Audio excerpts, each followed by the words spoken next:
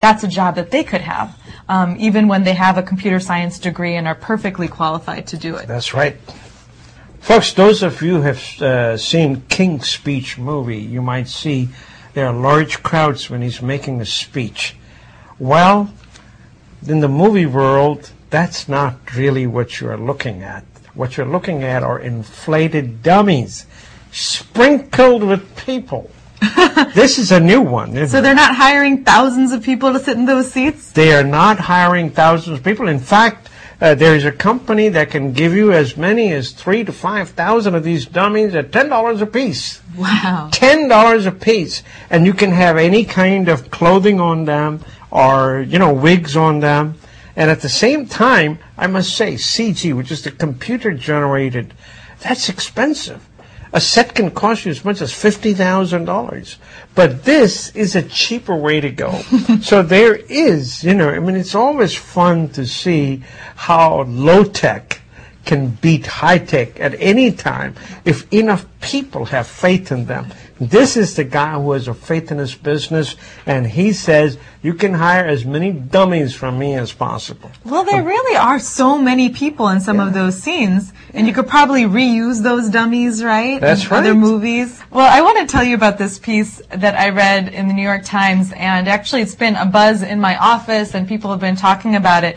The headline is, "Do you suffer from decision fatigue?"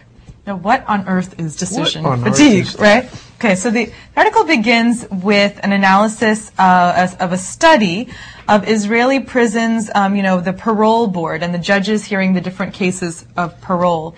And they're looking at what decisions were made by the judges at various points in time during the day. Now, more important than the religion or the ethnicity of the person that's coming up for parole, or even the crime that person committed, was actually the time of day when the decision was made. Those decisions made in the morning were a lot better than the ones made later in the day, because by the end of the day, when you're tired, literally mentally tired of making decisions, you make less good decisions. That means you need to ask the judge whenever the decision time is to please postpone it to next morning, not that afternoon. So you want to be either in the morning or you want to be very soon after they've had a chance to eat, because another part of the research in this area on decision fatigue has to do with glucose levels and how when you get kind of a shot of glucose in your system, you have more willpower. Right? And then more energy. More energy, and that willpower and that energy actually facilitates better decision making. Now, what happens when you have low mental energy? These choices become harder for your brain, and you look for shortcuts. And there are two different kinds of shortcuts that you might encounter. One is to become reckless, instant gratification, kind of reckless decisions. You're in the checkout line at the supermarket and you grab the candy bar and those kinds of things. The other shortcut is the ultimate energy saver. Do nothing.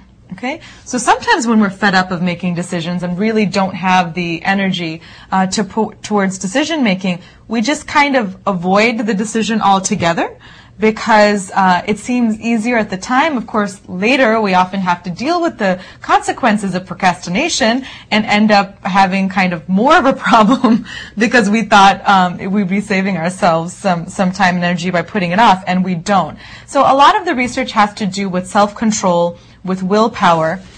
But the piece that really struck me has to do with poverty and the relationship between willpower and self-control and poverty. So when you have to struggle daily with trade-off decisions, like can I afford this or that, that can cause so much stress, and your willpower gets depleted that you really end up making worse decisions for yourself. And that's more likely to be the case if you're poor and you're faced with those decisions every day.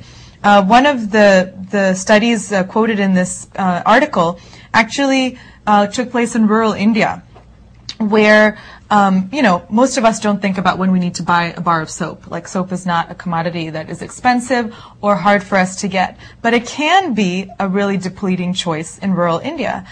This economist from Princeton offered people in 20 villages in Rajasthan the chance to buy a couple of bars of brand name soap for the equivalent of less than 20 cents. and it was a steep discount, but it was still an agonizing decision for people who have very little money. And if you looked at more affluent villages in the same region, people's willpower was not as negatively affected because they had more money, and that choice wasn't as tiring for them. So just to think about those everyday decisions that are simple for those of us who have access to money and to capital, and then how complex they become and how tiring they become if you just don't have any of that. And same can be said, we often wonder why in the U.S. When you see poor people, there are high levels of obesity as well. Why do they eat such unhealthy things, right? And some of it has to do with that lack of willpower. In weight loss in general, this doesn't even have to do with money or how rich or poor you are. In order not to eat, a dieter will need willpower, right? But in order to have willpower, a dieter needs to eat. You need the glucose in order to have willpower. So it's this really catch-22. Man, that was a fatigue story. Folks, there's a program going on in India. It's called Aadhaar. It's being run by Nandan Nilekani. He was the former CEO of Infosys, the biggest company in India. He retired from Infosys to give back to his country. And he's about the only one who can actually do this kind of a program, which is to identify every Indian in India. It's almost impossible to do it. One of the things he said is, if you can't prove who you are, you can't access government programs, cannot get a bank account, a loan, or insurance, you're pretty much locked out of the formal economy. In other words, you're not counted really. So the government has been trying to get everybody accounted for, but the task is so huge that everybody has given up. He's the only person who they say will do it. So far, he has identified 16 million people. They're using iMetrics, and they're making sure, because people can't write. So they have fingerprints and iMetrics, and they're going around identifying people.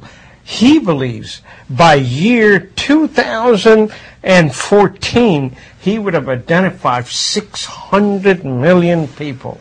And let me tell you, if he can do this, he has no idea how many countries are waiting out there for him to help them. Now, are these people who are getting identified, are they getting like an ID card? Or Yes. Okay.